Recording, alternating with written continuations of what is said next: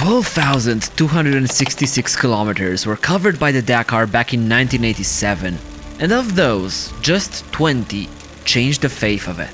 Such a big event for me that, of course, I cannot forget it.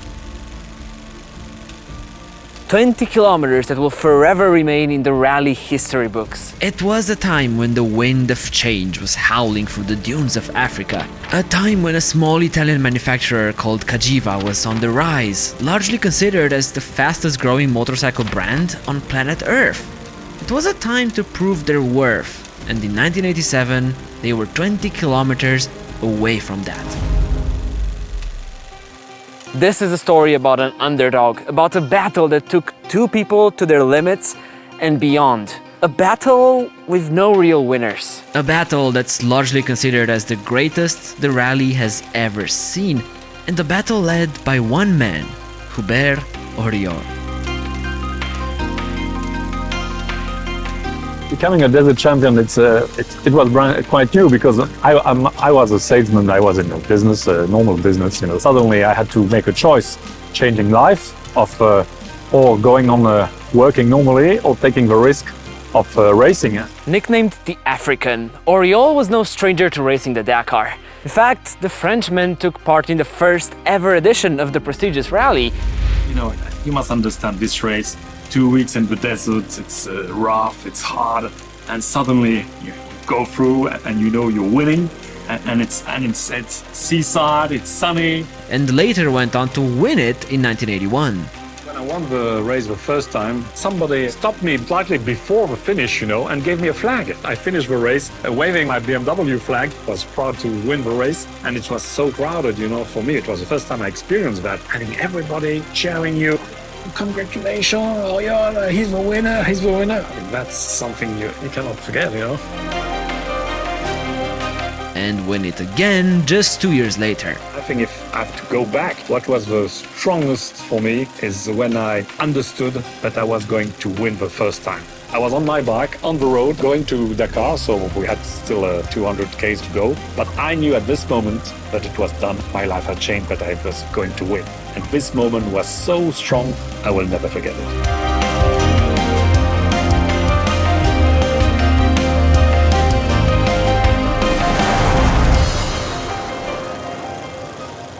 He was a pioneer, an avid yet smart racer.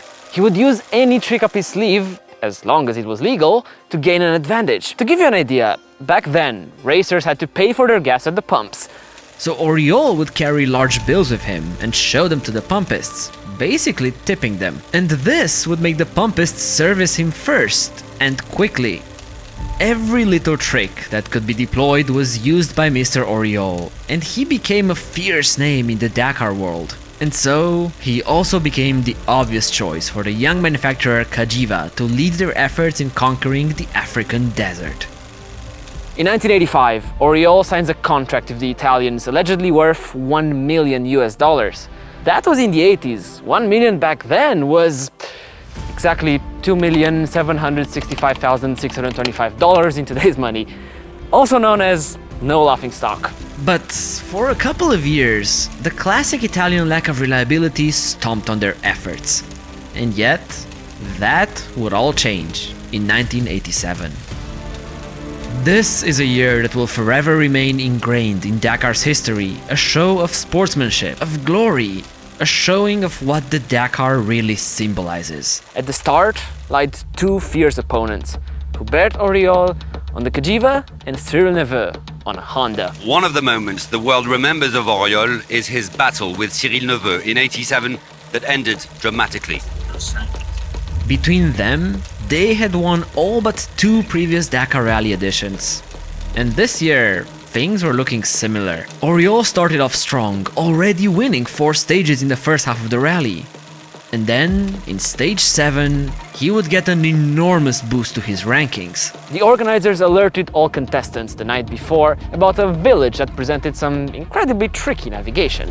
And indeed, one by one, racers started getting lost. A herd of motorcycles gathered around, everyone taking off in different directions. Everyone, including Cyril Neveu. He was caught out by the tricky stage, falling right inside the trap. A bit further back though, Auriol decided to sit out and observe his fellow riders. He took a close look at them, where they went, where they didn't, and decided on a route to get him on the right track out of the village. Well, he got it right. On two wheels, Hubert Auriol suddenly finds himself in the lead after Neveu is among those who lose their way in the barren and featureless terrain of Mauritania. That stage, Neveu got stuck in the sand and in the maze of navigation, while Auriol got to the finish line and waited. Hubert Auriol managed to gain an advantage over Cyril Neveu, who sunk in the sand. J'espère, j'espère que ça va durer. The end of the stage. So Hubert, are you all alone? Yes, and I hope it will last, he said. Neveu was disappointed to have lost that valuable time. It took more than an hour for his rival to reach the end of the stage. At this point, you could say Auriol could relax a little.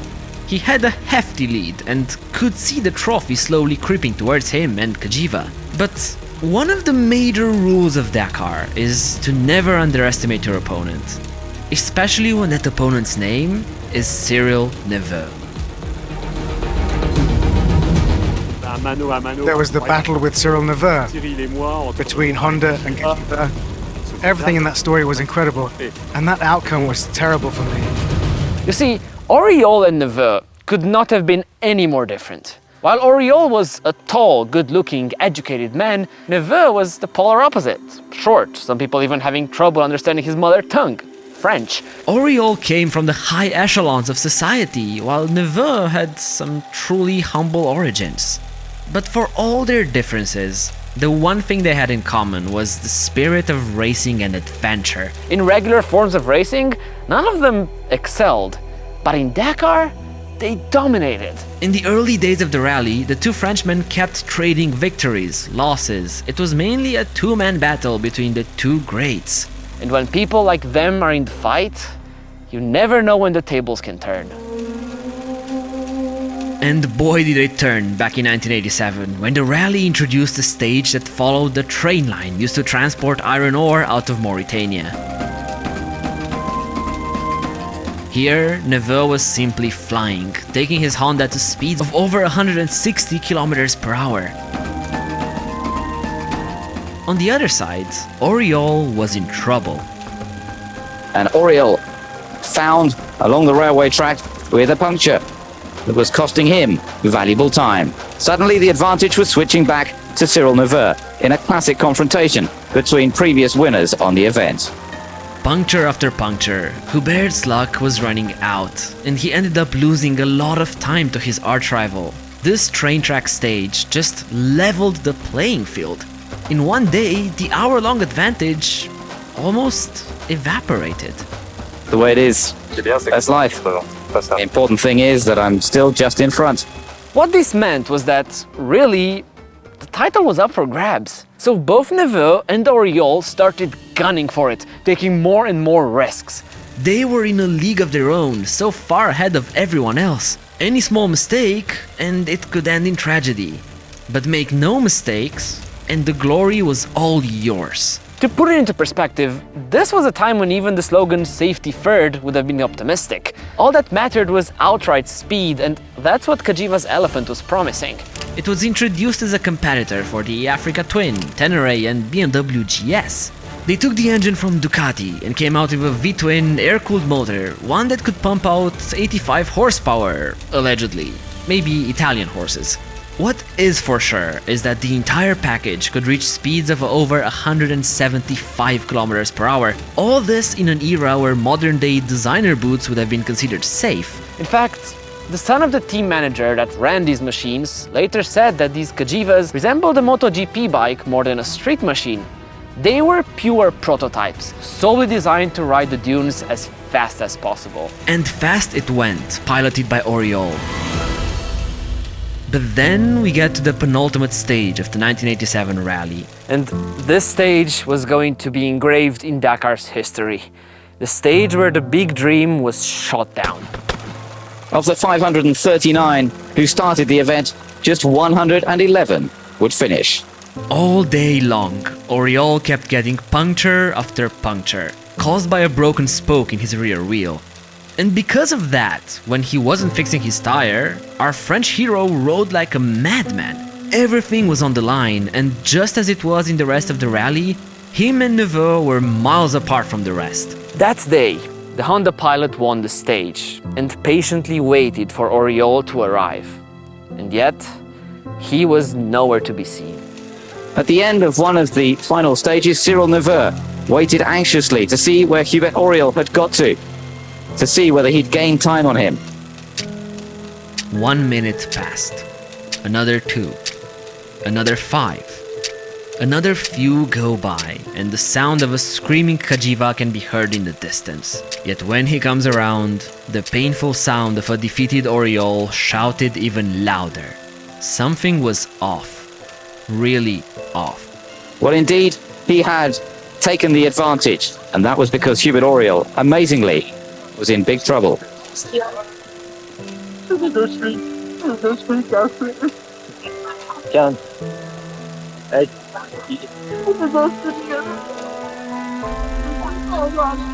Je voulais remercier Rodé pour ce rallye.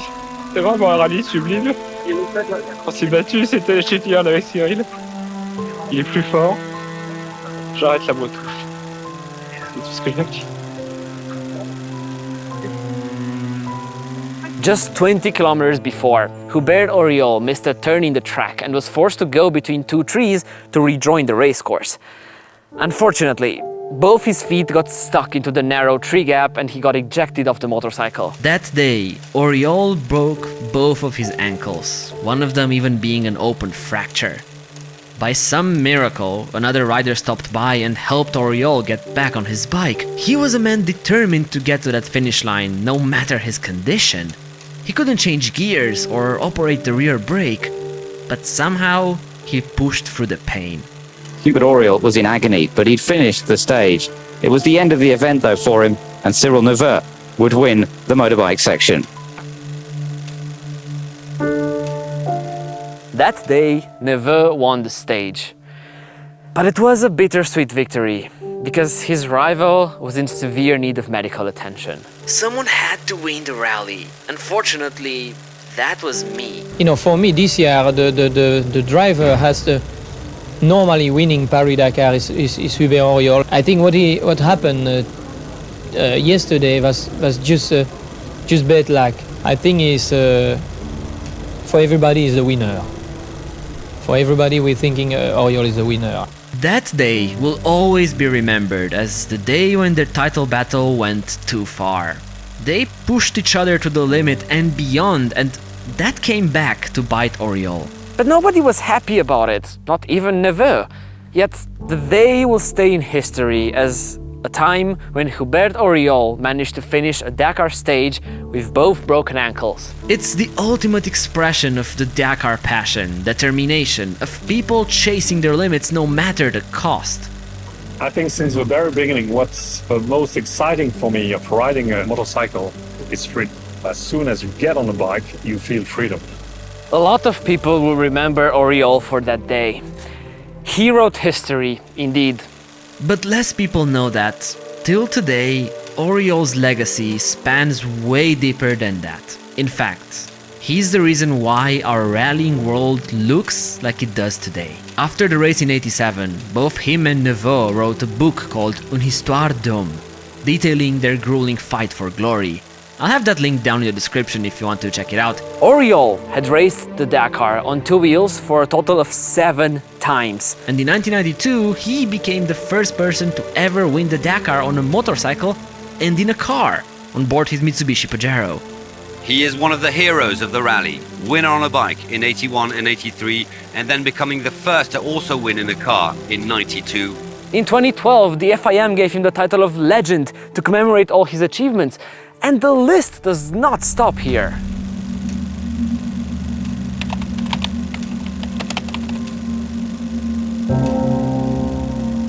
Sad news reached the Dakar today as it was confirmed that Hubert Auriol has died. Unfortunately, Auriol's heart did stop beating back in 2021.